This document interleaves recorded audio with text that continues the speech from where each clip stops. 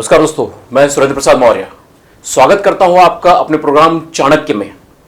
और जैसा कि मैंने पिछली बार भी कहा था, चाणक्य की एक पंक्ति है कि सृजन और प्रलय शिक्षक की गोद में पलते हैं।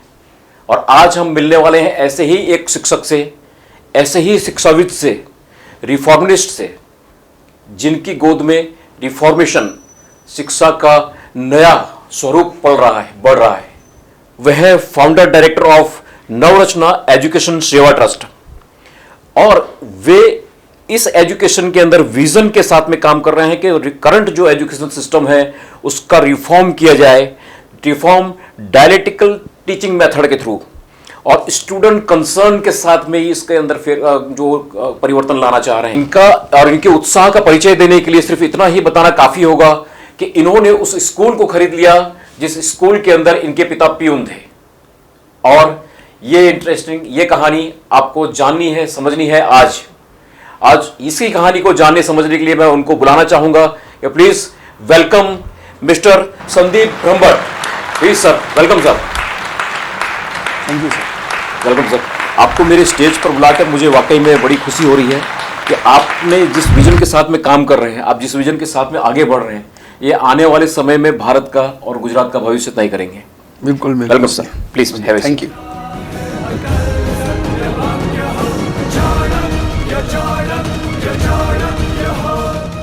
सर, सबसे पहले तो हम ये जानना चाहेंगे कि आपने ये चमत्कार, जिस स्कूल में आपके पिता पियून थे और आपने उस स्कूल को खरीद लिया, ये चमत्कार किया कैसे? वाकई में ये कहानी कुछ फिल्मी कहानी जैसा लग रहा है, लेकिन ये सत्य है। आपने बिल्कुल सही बोला कि सबको ऐसा लगता है कि ये फिल्मी कहानी जैसा है, लेकिन उसके पीछे देखा जाए तो बहुत सारी हार्डवर्क करना पड़ा है, मेहनत करनी पड़ी है। और बहुत बार मैं असफल हुआ हूँ। बाद में जाके 2021 में ये स्कूल हमने शारदा शिक्षण तीर्थ हाई स्कूल जो है, ग्रांटीन स्कूल है जो मेरे गांव में, पालड़ी कांकज गांव में है, वो हमने अभी बाय की और उसको अभी हमने नवरचना एजुकेशन सेवा ट्रस्ट के अंदर प्राइमरी और सेकेंडरी स्कूल स्टार्ट कर दी है। ओके, बहुत बढ़िया। उस स्कूल में मेरे पिताजी है वो 42 इयर्स तक प्यून की जॉब की हुई है। और अभी जस्ट रिसेंटली मई 2022 में वो रिटायर हुए। और जब उन्होंने जॉब शुरू की थी तो एज अ प्यून की थी, लेकिन जब वो रिटायर हुए तो वो स्कूल के ऑनर की तरह रिटायर हुए। तो जो मेरे लिए भी बहुत प्राउड की बात है। बिल्कुल प्राउड की बात है।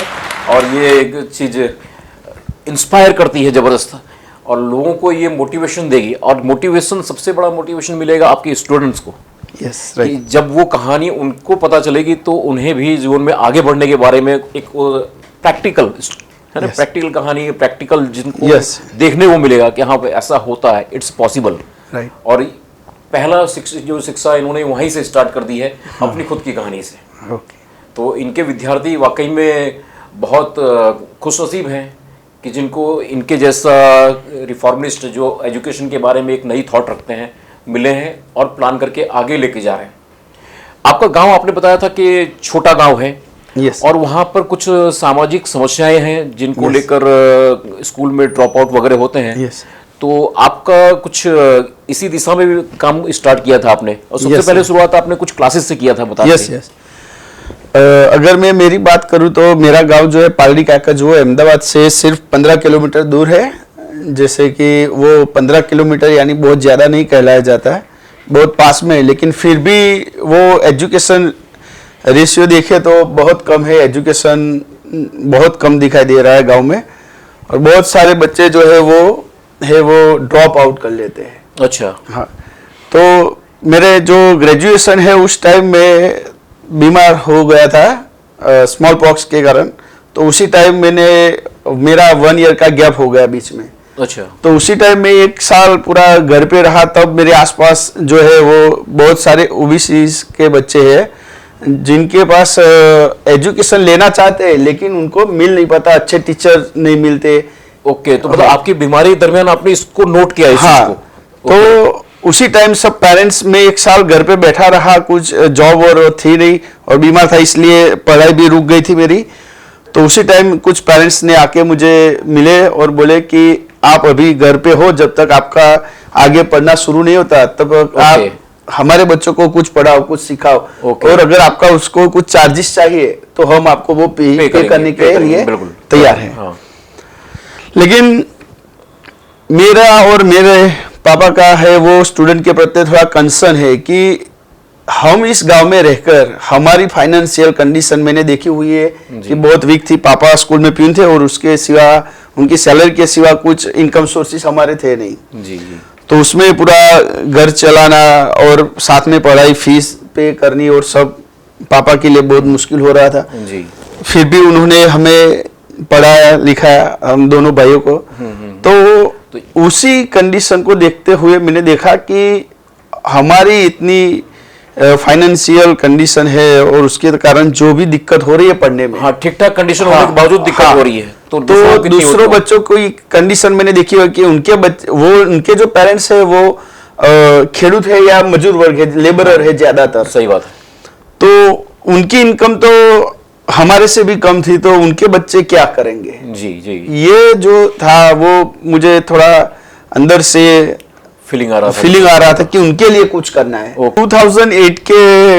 2008-9 के आसपास मैं बीमार रहा, तो उस साल एक समय में घर पे रहा, तो मैंने ये जो बच्चे थे पुअर और लेबरर के जो भी बच्चे थे उनको मैंने फ्री में पढ़ाना शुरू किया। अच्छा।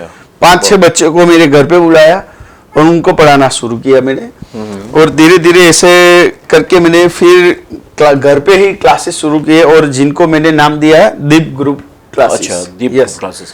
सही है, बहुत बढ़िया। और उसके साथ साथ मेरी पढ़ाई शुरू हो गई। मैंने सेंट्रल यूनिवर्सिटी ऑफ गुजरात से एमफिल किया हुआ है, फिर बाद में बीएड भी कंप्लीट कर दिया था। ओके, आप पढ़ते भी रहे पढ़ाते भी रहे? हाँ, यस, पढ़ते और दोनों साथ में करता रहा। तो ऐसे धीरे धीरे दीप ग्रुप क्लासेस शुरू किया और अभी मेरे पास दीप ग्रुप क्लासेस में 180+ स्टूडेंट है। क्या बात है, बहुत बढ़िया। तो उनको देखते हुए मैंने वो क्लासेस में मेरे बच्चे मुझे बार बार क्वेश्चन करते थे, क्योंकि मेरी भी पढ़ाई चल रही थी।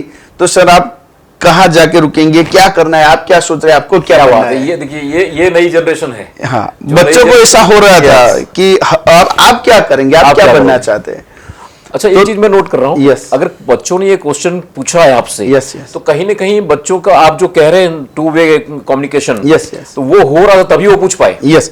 नहीं तो टीचर से कोई भी प्रश्न नहीं कर पाता है कि आप क्या करोगे लाइफ में। तो मेरी जो है मेथड वो मैं उसी पे फोकस करता हूँ कि एक टीचिंग मेथड है डायलेक्टिकल टीचिंग मेथड। अच्छा। यस।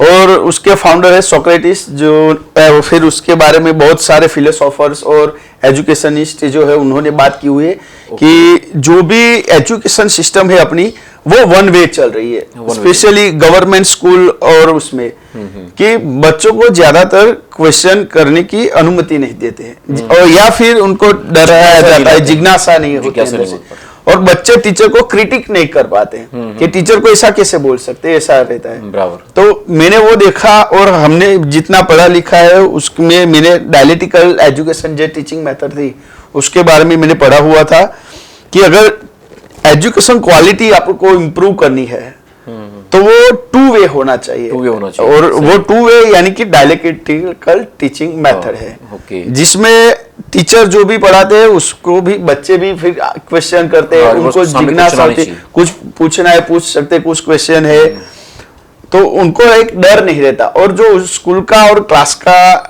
एटमोस्फियर होता है वो थोड़ा फैमिलियर बनता है, जिससे बच्चे को स्कूल और क्लास में आने की जिज्ञासा होती है और वो हंसी खुशी से आते और पढ़ते हैं। ओके, सही बात है। तो आपका मतलब जो फोकस है वो उस तरफ है कि वो जो प्रोसेस है वो सिस्टम जो है एजुकेशन का वो इम्प्लीमेंट होना चाहिए। यस। और उसी को इम्प्लीमेंटेशन करने के लिए आप प्रोसेस में अपने लगे हुए हैं। यस। तो उसी ये आपकी जो भी करंट स्कूल है उसके अंदर आपने इसको इम्प्लीमेंट किया हुआ है। यस। ओके, अच्छा, तभी आपके बच्चे ऐसा क्वेश्चन पूछ पाते हैं कि आप क्या करोगे। बिल्कुल सही है। नहीं तो बहुत ही बढ़िया है। अगर आप इस चैनल पे नए हैं तो सब्सक्राइब जरूर कीजिए। सब्सक्राइब करने के साथ साथ में नोटिफिकेशन ऑन कर दीजिए, आने वाले चाणक्य की नोटिफिकेशंस आपको मिलते रहें। साथ में जानने और सीखने को मिलेंगी बहुत सारी कहानियां, बिजनेस के डेवलपमेंट के गुण। यह सब जानने के लिए आपका सब्सक्राइब करना और नोटिफिकेशन ऑन करना बहुत जरूरी है। कमेंट जरूर कीजिए, आपके कमेंट हमें दिशा देते हैं। बहुत ही अच्छा है, आपका विचार बहुत सही है और सही दिशा में भी है। और मैं अभी जानना चाहूंगा कि आप ये दीप क्लासेस से स्कूल तक कैसे पहुंचे। Okay okay. जैसे मैंने आपको बताया कि 2008 में मैं बीमार रहा, तब मैंने दीप ग्रुप करके क्लासेस शुरू किए, और पहले मैंने वो अपने घर पे शुरू किए, बच्चों को घर पे बुलाता था। हाँ। फिर धीरे धीरे बच्चे भी ज़्यादा बढ़ने लगे और मेरी स्ट्रेंथ जो है क्लासेस की वो बढ़ने लगी, और वो जो मैंने बोला जैसे कि 180 तक पहुंची, तो मुझे अभी घर में भी दिक्कत होने लगी कि कैसे कहाँ बैठा है वो इतने लोग। हाँ। तो गांव में एक कॉम्प्लेक्स बना हुआ है, वहां पे मैंने एक शॉप रेंट पे ली और वहां पे क्लासेस शुरू किया। धीरे धीरे मेरे दोस्त है नितेश देसाई करके, हम साथ में मेरी पढ़ाई चल रही थी, तो उन्होंने बताया कि आप ये एजुकेशन फील्ड में कुछ करना चाहते हो तो स्कूल के बारे में क्यों नहीं सोचते। अच्छा। यस।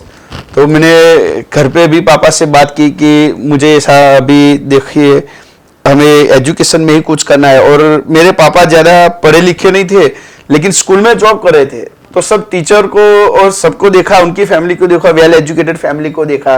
सब बाहर जाते थे तो वहां पे देखा कि एजुकेशन का इम्पोर्टेंस क्या है, कितना ज्यादा है। जी।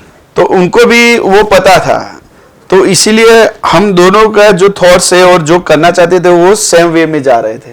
तो एजुकेशन पे कुछ करना था, तो इसीलिए मैंने मेरे थॉट्स है वो मेरे पापा को बताया कि मैं कुछ ऐसा एजुकेशन में कुछ स्कूल जैसा शुरू करना चाहता हूँ। तो सबसे पहले तो क्वेश्चन वही आके रुक गया कि बिल्डिंग कहाँ से लाए, बिल्डिंग क्योंकि गांव है तो वहाँ पे बड़े कॉम्प्लेक्स नहीं थे, स्कूल शुरू करने लायक नहीं थे। तो वह पे सबसे बड़ा क्वेश्चन हो गया कि बिल्डिंग का क्या करें। तो उसी टाइम में बिल्डिंग सर्च कर रहा था, तो मैंने देखा कि गांव में जो भी रोड वर्कर्स और सब आते हैं काम करने के लिए, काम करने के लिए आते हैं गांव तो में, उनके लिए गवर्नमेंट है वो 5-6 रूम जैसा बना के रखे हुए हैं। ओके, मतलब गवर्नमेंट जो प्रोविजन करके रखी है उसकी बात कर रहे हैं कि गवर्नमेंट जो भी प्रोजेक्ट गांव में चल रहे हैं उसके जो लेबर है वो रहते हैं उसमें। ओके। तो वो ज्यादातर रूम खाली पड़ी हुई थी, गांव में कुछ काम चल नहीं रहा था अभी तक। तो सरपंच है मेरे गांव के, उस टाइम पे बाबू भाई चौहान करके सरपंच थे, तो उनके साथ थोड़ा रिलेशन भी अच्छा था, तो मैंने उनसे बात की। अच्छा। कि हम गांव में एजुकेशन के रिलेटेड कुछ करना चाहते हैं, तो प्री स्कूल शुरू करनी है। तो हमने पहले डायरेक्ट फर्स्ट से शुरू करने की वजह हमने सोचा कि छोटे बच्चों से शुरू करते हैं, प्री स्कूल से, yes, nursery, junior KG, senior KG से। और फिर अभी अपनी जो गवर्नमेंट है वो भी ऐसा बता रही है, और अपनी एजुकेशन पॉलिसी में भी है कि जो ये प्री स्कूल का जो है बच्चे, उस टाइम उनके जो है ना मेंटल जो स्टैंडर्ड है डेवलपमेंट वो ज्यादा होता है। और मुझे भी लग रहा था कि छोटे बच्चों को जितना सिखाएंगे उतना ज्यादा सीखेंगे, जिज्ञासा के साथ सीखेंगे। सही है। तो उसी टाइम हमने सोचा कि प्री स्कूल शुरू कर दे, और सरपंच से बात की कि ये बिल्डिंग अपना गांव में खाली पड़ा हुआ है, तो आप हमें वो स्कूल रेंट पे दो तो अच्छा है। अच्छा।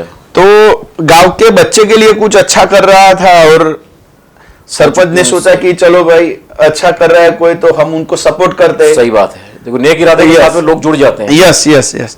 तो उन्होंने बताया, मैंने बोला कि रेंट पे अगर कुछ आप बोलते हैं तो पंचायत के साथ एग्रीमेंट करते हैं, और हम आपको उसके रेंट भी जो अगर चाहिए तो हम आपको देने के लिए तैयार हैं। लेकिन बोला कि गांव में आप कुछ अच्छा कर रहे हो और गांव के बच्चों के लिए कर रहे हो। बहुत बढ़िया। और मैं कम फीस में बच्चों को पढ़ाता था। जी जी। कि जैसे कि मेरी जो मेंटेनेंस है, टीचर का सैलरी और सब निकल जाए उतना मेरे लिए काफी था, उससे ज्यादा मुझे ऐसा नहीं था कि मुझे पैसा ज्यादा कमा लेना है, ऐसा नहीं था। तो मैं सिर्फ 6,000 रुपीज पूरे साल की फीस में प्ले ग्रुप के बच्चों को पढ़ाता था, जिसमें मैं uniform, school bag, notebook, text book सब देता था। सब दे रहे थे? यस, सब देता था मैं 6,000 रुपीज में सिर्फ। अच्छा। तो ऐसे पंचायत ने बोला कि कुछ रेंट नहीं चाहिए, लेकिन बिल्डिंग बहुत टाइम से ऐसे पड़ा हुआ है, तो आप उसको रिनोवेशन करके कलर और सब करके फिर आप यूज कर सकते हो। सही बात। तो मैंने 2016-17 में अपना प्री स्कूल स्टार्ट किया, सत्व किड्स नाम से। ओके। और वहां से मेरी स्कूलिंग जो है वो शुरू हुई। मतलब आपका कहना चाहिए कि इस दिशा में पहला कदम इस तरह आया। यस, प्री स्कूल से सरपंच, मतलब आपका इरादा नेक था, तो सरपंच भी साथ में आए, और नो डाउट गांव के लोगों का भी अच्छा एक सपोर्ट रहा होगा। यस यस, कुछ अच्छा होने जा रहा है। यस। तो उसी टाइम पहला ही साल था, लेकिन गांव के लोगों का अच्छा सपोर्ट मिल रहा था, और उसी हिसाब से मुझे 100 बच्चे मिल गए थे। फर्स्ट ईयर था, नर्सरी, जूनियर और सीनियर केजी का होके मुझे 100 से प्लस बच्चे स्टूडेंट मिल गए थे मुझे। अच्छा अच्छा, Yes. बहुत बढ़िया। और पहली साल ही मतलब इस सफलता पे पहुंच Yes. जाना, Yes. 100+ स्टूडेंट्स का मतलब मिल जाना, वो भी Yeah. गांव के अंदर। Yes, आपकी बस्ती आप कुछ बता रहे थे कुछ? मेरे गांव की बस्ती 5-5.5 हजार जितनी है। 5-5.5 की Yes. बस्ती है, उसमें से 100 स्टूडेंट का मिल जाना, मतलब yes. वहां पर इस चीज का एक कमी तो थी, Yes. एजुकेशन की कमी थी। अब ड्रॉप आउट की भी कुछ बातें बता रहे थे कि स्कूल का एक ये भी दर्द है, लेकिन ये पहले शारदा स्कूल तक कैसे पहुंचे? हाँ। इसको जरा और आगे बढ़ाए, फिर हम उस पर आते हैं। Yes yes yes. तो ये मैंने सत्व किड्स नाम के प्ले ग्रुप शुरू की, उसी टाइम मैंने सरपंच को बोला था कि हम 1 साल के अंदर अपना बिल्डिंग ढूंढ लेंगे, तब तक आप हमें ये यूज करने दो। अच्छा। तो हमने एक समय पे शुरू तो कर दिया स्कूल अपना, लेकिन सबसे बड़ी दिक्कत थी कि अभी अगले साल हम क्या करें जी। क्योंकि गांव में अगर कुछ नया काम शुरू होता है तो वर्कर आएंगे, तो उनको रहने के लिए बिल्डिंग तो हमें खाली करनी पड़ेगी। सही बात है। तो हम ये सोच रहे थे, तो मेरे और पापा बहुत सारी बार सोचा, लेकिन उसी टाइम हमारे एक दोस्त थे विनोद भाई चौहान करके थे, उन्होंने अपने जो लैंड थी वो एनए करके फिर वो हाउस प्लॉटिंग कर रहे थे। अच्छा। यस। तो उसी टाइम हमने उनको हमारा थॉट्स रखा उनके सामने कि हम स्कूल जैसा कुछ शुरू करना चाहते हैं, और आपको पता कि प्ले ग्रुप यहाँ पे चल रहा है, तो अगर आप एक बिल्डिंग हमें भी बना के दोगे तो हम ऐसा स्कूलिंग जैसा कुछ शुरू कर पाएंगे। यस। अच्छा। तो उन्होंने हाँ बोला, क्योंकि वो भी हमारे जितनी एज के हो और वो भी गांव में कुछ अच्छा हो रहा है। तो हमने जब सोच रहे थे कि ये स्कूलिंग और सब शुरू करेंगे तो कैसे करेंगे, और बहुत मुश्किल हो रही थी, लेकिन जैसे जैसे आगे बढ़ते गए ऐसे ऐसे हमें रास्ता मिलता गया। यस। और गांव के लोगों का सपोर्ट मिलता गया। सही बात है। देखिए, वो कहा जाता है ना कि अगर आप कहीं लंबी यात्रा पे जा रहे हैं तो ये अपेक्षा मत कीजिए कि रोशनी वहां तक पहुंचेगी। आपकी गाड़ी जैसे जैसे चलेगी, अंधेरा भले कितना भी घनघोर होगा, आपकी गाड़ी के आगे रोशनी आती जाएगी और आप रास्ता काटते जाएंगे। यही हुआ। स्कूल तक कैसे पहुंचेंगे पता नहीं, लेकिन आगे बढ़ते रहे तो लोग, एक नेक काम था, आहुति देने के लिए लोग आ ही रहे थे। यस, बिल्कुल है ना। तो इस हवन के अंदर, इस यज्ञ के अंदर सभी लोग जुड़ रहे थे। तो वहां से शुरू किया। फिर ये मैंने प्री प्राइमरी स्कूल वहां पे मेरी शिफ्ट की 2018 में, और वहां पे और 2 साल मैंने प्री प्राइमरी स्कूल चलाई, और उसके साथ साथ मैंने 1st to 5th शुरू करना था स्कूल, अभी आगे बढ़ाना था, क्योंकि जो हम केजी में एजुकेशन दे रहे थे बच्चों का, वो सब पेरेंट्स नोट कर रहे थे कि हमारे बच्चे कहाँ थे और कहाँ पहुंच गए, कितना सीखा है इतनी छोटी उम्र में। हाँ, उनका तो उन लोगों की भी डिमांड ज्यादा हो रही थी। हाँ। कि आप स्कूल शुरू करो तो हमारे बच्चे आपके वहां ही आएंगे। बराबर। तो उसके लिए मैंने अपनी जो एजुकेशन डिपार्टमेंट है वहां पे मैंने 1st to 5th के लिए प्राइमरी स्कूल स्टार्ट करने के लिए अप्लाई भी किया, लेकिन 4 बार मेरी फाइल रिजेक्ट हो गई थी। बहुत सारे रीजन थे उसके पीछे के, लैंड के जो डॉक्यूमेंट्स, गवर्नमेंट जो डॉक्यूमेंट्स है वो फुलफिल नहीं कर पाया था मैं उसके हिसाब से। मतलब तो आप स्कूल की एप्लीकेशन गवर्नमेंट को दे रहे थे, वो 4 साल तक लगातार हर साल नॉन रिफंडेबल 25,000 रुपीज पे करने रहते थे, क्योंकि एक क्लास के 5,000 ऐसे करके 1 to 5th का होके मुझे नॉन रिफंडेबल फीस पे करना पड़ता था। ओके। तो वो हर साल कुछ ना कुछ वजह से वो सब रिजेक्ट हो जाती थी फाइल। अच्छा। तो 4 बार किया, तब जाके पापा और थोड़ा मेरा भी ऐसा हुआ कि बहुत सारी बार फेल हो रहा हूँ, क्या होगा अब आगे, बहुत सोच रहे थे। डैडी भी बोल रहे थे मेरे पापा कि अब अगर ऐसा है तो आप ये सब सिर्फ क्लासेस चलाओ या फिर जॉब शुरू कर दो, ये स्कूल नहीं हो पाएगा, क्योंकि बहुत दिक्कत हो रही है, और इतना फाइनेंशियल कैपेबल नहीं थे कि हम उतना बड़ा बिल्डिंग खड़ा कर सके या खुद खड़ा कर सके। तो मतलब ये समझने वाली बात है यहाँ पर कि 4 साल कंटिन्यू इनके प्रयत्न चलते रहे गवर्नमेंट के साथ में, ये बार बार अपनी फाइल पुटअप करते रहे, और 4 साल बाद में ये मतलब अंदर इनके विचार आया। और स्वाभाविक है कि 4 साल लंबा एक समय होता है, और उसके बाद में और उसी टाइम आते हैं तो, और उसी टाइम कोविड भी चल रहा था, तो मेरी प्री स्कूल भी बंद थी, क्लासेस भी बंद थे, तो फाइनेंशियल प्रॉब्लम और ज्यादा होने लगी। मतलब सर्कमटेंसेस ही पूरे चारों तरफ ऐसे हो गए थे कि और उसमें और प्री केजी के लिए जो बिल्डिंग रखी हुई थी रेंट पे, उसका रेंट कहाँ से लाएंगे, ये सब ज्यादा बहुत दिक्कत हो रही थी। लेकिन जैसे मैंने बोला कि कुछ अच्छा करना है तो सब आपके सपोर्ट में खड़े रहेंगे। ये जो चौहान विनोद भाई थे, उन्होंने बहुत सपोर्ट किया। उस टाइम मुझे बोला कि ये कोविड के 3 साल है, उसका रेंट हम बिल्कुल नहीं लेंगे। क्या बात है। हाँ, तो उन्होंने और बिल्कुल रेंट नहीं लिया कि आप शुरू करो फिर से, आपको जब भी पैसा मिले तब देना, ऐसा हो तो, और नहीं दोगे तो भी चलेगा, लेकिन आप गांव में कुछ अच्छा कर रहे हो तो उसके लिए अभी और आगे बढ़ो। मतलब रुको नहीं। यस, रुको मत, आपकी हिम्मत को टूटने नहीं दिया। तो जी, ऐसे लोगों, मेरे पापा और ऐसे फ्रेंड्स मिल गए कि उन्होंने मेरी हिम्मत को बरकरार रखा, बढ़ाया, वो टूटने नहीं दिया। और मैंने भी सोचा था कि जब ये कैसे नहीं मिलेगा, मैं स्कूल तो अपना शुरू करके ही रहूंगा। क्या बात है, हाँ, Yes. दृढ़ निश्चय था तो मैंने दृढ़ निश्चय की वजह से मैंने ये प्रयत्न, मेरे ट्राई चालू ही रखे थे मैंने।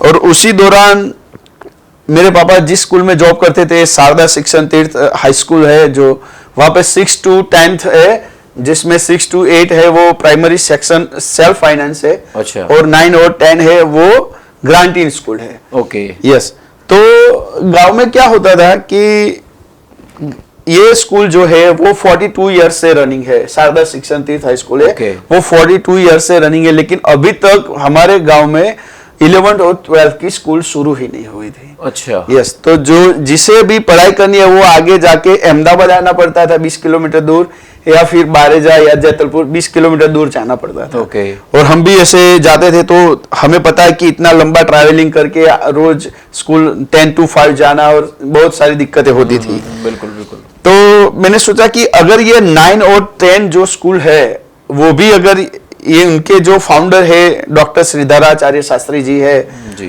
वो बहुत एजेड है, 19 प्लस हो गए थे, उनकी अभी डेथ भी हो गई थी।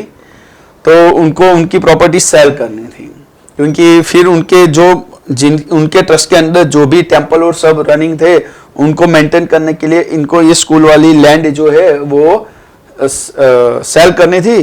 तो अगर वो लैंड सेल कर देते तो स्कूल बंद हो जाती, और 9 और 10th बंद होती। तो मैंने देखा कि हमारे गांव में जो ड्रॉप आउट रेशियो है ज्यादातर गर्ल्स में, जी जी, वो गांव में 10th तक है, तो 10th तक ही पढ़ाई करते हैं। आगे जाके 11th 12th में बहुत कम बच्ची, क्योंकि गांव से बाहर जाना, तो गांव से बाहर जाना पड़ता था। तो अभी तक ये इतने अहमदाबाद के पास में गांव हो के भी ऐसा थॉट्स रखते हैं सब कि लड़की बड़ी हो रही है तो उनको गांव से दूर नहीं भेजना चाहिए। ओके। आज के जमाने में भी ये थॉट अभी भी कंटिन्यू है, ये देहातों के अंदर ये तकलीफ तो है। Yes. तो कौन सा देहात जो शहर के बिल्कुल नजदीक है, फिर भी वहां पर ये चीज। यस, बिल्कुल सही। तो मैंने सोचा कि अगर 10th तक है तो 10th तक पढ़ते हैं, और 9 और 10th बंद हो जाएगा ये, तो फिर 1st to 8 ही पढ़ेंगे। हाँ, तो ड्रॉप आउट रेशियो गर्ल्स में वो और ज्यादा बढ़ेगा, बहुत ज्यादा बढ़ेगा, कम होने की जगह वो बढ़ेगा। तो ऐसे ही मेरे पापा से एक बार अपनी प्रपोजल रखी कि अगर ये स्कूल सेल करना चाहते तो फिर हम ही क्यों ना ले ले, सही हम बात ही है। उसे बाय करके हम उसके रनिंग करें तो कैसा रहेगा। तो उसके बारे में बहुत सारा सोच के फिर पापा ने बोला कि ठीक है, हम जो अपने स्वामी जी है डॉक्टर श्रीधराचार्य, उनको अपनी प्रपोजल रखते हैं कि वो हमें ही रनिंग करना है, तो अगर आप हमें दो तो हम उससे आपने जो काम किया है एजुकेशन में, हाँ, वो आगे बढ़े, वो आगे बढ़े। हाँ, पढ़ाई रुकनी नहीं चाहिए, पढ़ेगा इंडिया तो बढ़ेगा इंडिया। यस, है ना। क्योंकि डॉक्टर श्रीधराचार्य शास्त्री जी है वो भी गोल्ड मेडलिस्ट थे, जी जी, और वो भी पढ़े लिखे हुए थे, और गांव में फर्स्ट स्कूल उन्होंने ही स्टार्ट की थी 42 इयर्स पहले। अच्छा, तो उनका इरादा भी नेक ही था। तो उनका इरादा भी नेक था, लेकिन वो एजेड होने के कारण अभी उनको ये करना पड़ रहा था। तो फिर उन्होंने भी हमें सपोर्ट किया और बोला कि बिल्कुल सही है, आपके पापा ने 42 इयर्स है वो पूरे ऑनेस्टली काम किया है हमारी स्कूल में, संस्था में। तो फिर वो 42 इयर्स आपने जो काम किया उसका फल हम आपको मिले, वो तो सबसे बेहतर है। बराबर, सही है। तो ऐसे ही हमने शारदा शिक्षण तीर्थ जो स्कूल है उनको फिर बाय किया, और अभी ये 2022 में हमने शारदा शिक्षण स्कूल अपने नवरत्ना एजुकेशन सेवा ट्रस्ट के अंडर शुरू कर दी है। क्या बात है। यहाँ पर दो व्यक्तियों के विचार जो है वो बहुत महत्वपूर्ण हो जाते हैं। एक तो आचार्य जी का विचार, शायद हो सकता था कि उनको कहीं और महंगा बेच सकते थे वो, लेकिन नहीं, उनके विचार ये थे कि जिन्होंने कुछ 40 साल शिक्षा के क्षेत्र में उनके स्कूल में दिए हैं, ये स्कूल उन्हें दी जाए। यस, तो आचार्य जी का भी इम्पोर्टेंस था इसके अंदर है, और रोल है इनके पिताश्री का कि जिन्होंने ये सोचा कि नहीं, इस स्कूल को कंटिन्यू रखना है। साथ में संदीप जी के विचार कि यहाँ पर अगर ये स्कूल बंद हो गई तो लोग सिर्फ 8वीं तक पढ़ेंगे, मतलब वहाँ पढ़ाई रुक जाएगी। तो फिर ये जो अभी सरकार का मिशन है है ना, पढ़ेगा इंडिया तो बढ़ेगा इंडिया, तो वो पढ़ाई रुक जाएगी। और उसी दृष्टि को ध्यान में रखते हुए सभी ने मिलकर उस स्कूल को कंटिन्यू किया और ऑनर बनाया। जिस स्कूल के अंदर पियोन थे उनको उस स्कूल का ऑनर बना दिया। यस, बिल्कुल सही, बिल्कुल सही, है ना। तो इस तरह ये मतलब कहानी जो पहला लगता है हमें कभी कुछ है ना कि फिल्मी स्टोरी, लेकिन ये रियल स्टोरी है और रियल है कैसे जिंदगी आगे बढ़ती है। और आपका इरादा नेक हो तो आप कहीं भी कैसे भी कितना भी आगे बढ़ सकते हैं। जी ये अच्छा, ड्रॉप आउट रेशियो को जो है गर्ल्स के अंदर तो है, बॉयज में भी है मेरे ख्याल से, गांव में देहातों में। वो मेरे गांव की सिचुएशन मैंने देखी हुई है कि लड़के होते हैं उनको क्या है एजुकेशन के लिए अहमदाबाद भेजना है, हाँ, तो वो भेज देते हैं, कुछ ज्यादा दिक्कत नहीं है। तो गांव में बच्चों लड़के के लिए उतना ज्यादा लड़कियों के लिए, यस, लेकिन लड़कियों को थोड़ा रिस्ट्रिक्शन रहता है। और फिर बाद में ऐसी थॉट्स है उन लोगों की कि लड़की है तो फिर क्या करेंगे, वो शादी करके फिर किचन में अपना काम करेंगे, किचन में ही काम करना है ना। लेकिन अभी जो सेंचुरी चल रही है, वर्ल्ड ग्लोबल वर्ल्ड कहाँ पहुंचा है, वो उनको अभी पता नहीं है कि लड़की अभी क्या कर सकती है। तो उनके अंदर जो अवेयरनेस लानी है हमें, वो काम मुझे करना है कि वो लड़कियों को कैसे वेल एजुकेटेड करे और कैसे आगे बढ़ाए। तो इसीलिए इसी सोच से हम आगे बढ़े कि गांव की लड़की को बाहर न जाके अच्छा क्वालिटी एजुकेशन कैसे प्राप्त करे लड़की, ये हमारे सबसे मेन है मोटिव है। बढ़िया, बहुत बढ़िया। संदीप जी, अभी की जो करंट एजुकेशन पॉलिसी है गवर्नमेंट की, उसके ऊपर आपके क्या विचार हैं? अभी अपने गुजरात में जो और इंडिया में नई एजुकेशन पॉलिसी आई है 2020 में जी, वो उसको देखते हुए उसमें एजुकेशन पॉलिसी, जो न्यू एजुकेशन पॉलिसी में, उसमें बहुत सारे टॉपिक ऐसे हैं जो अच्छे ऐड किए हुए गवर्नमेंट ने जी। जैसे कि बच्चों का करिकुलम जो है वो एक्स्ट्रा करिकुलम ऐड किया हुआ है। अच्छा। फिर बच्चों के लिए उन्होंने रखा हुआ है कि वोकेशनल ट्रेनिंग और स्किल बेस पे ज्यादा वो ध्यान दिया गया है। जी जी, कि बच्चे अभी जो भी है देखते हैं हम अपने यहाँ पे कि जो भी है वो सिर्फ क्लास में जाते, पढ़ते, लिखते और आ जाते। जैसे कि मैं एक एग्जांपल देता हूँ मेरे गांव में कि बहुत सारे ऐसे लोग हैं, मैं देखता हूँ कि जो ग्रेजुएट है फिर भी वो अपनी मदर टंग गुजराती में एक एप्लीकेशन नहीं कर पाते, या फिर बैंक में जाके वो पैसे भरने की जो पर्ची है वो भी नहीं भर पाते। तो ग्रेजुएट होके भी इतना नहीं कर पाते, यानी कि जो प्रैक्टिकल बच्चा रेडी होना चाहिए मिल गया लेकिन रियल में नहीं, तो वो सिर्फ सर्टिफिकेट एक ले लेते हैं। हाँ।